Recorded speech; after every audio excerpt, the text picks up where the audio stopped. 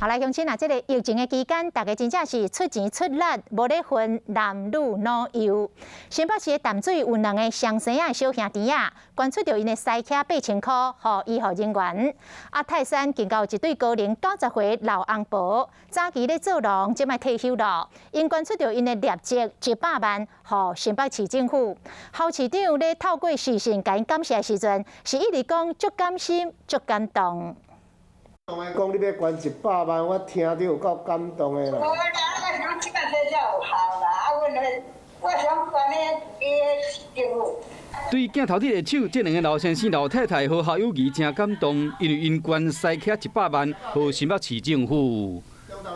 老人家不认识字，所以我请我的阿孙张家展代笔写这封信。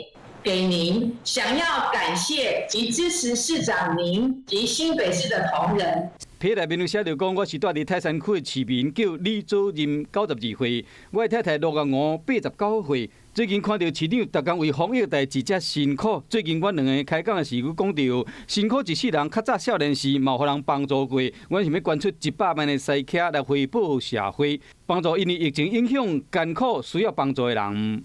市长及那些在第一线抗疫的医护、警消、市府同仁的支持，你们大家辛苦了。 手提100万的支票，这对老翁某的心意，和国民党立委洪明凯到现场去跟感谢。有咧讲，这是疫情下人性的光辉。讲因爱心无分男女老幼，新北市淡水某一对小兄弟啊，捐8000块。那个小兄弟就说，他们要把他们这个零用钱8000元呢，一起捐出来，来支持我们第一线最辛苦的医护人员，也希望可以尽一份心力。 这对双生兄弟才读国小尔，要么看因老爸老母加入这个超商群组伫募集4000元的人心情和医护人员，要甲因加油，都主动捐钱。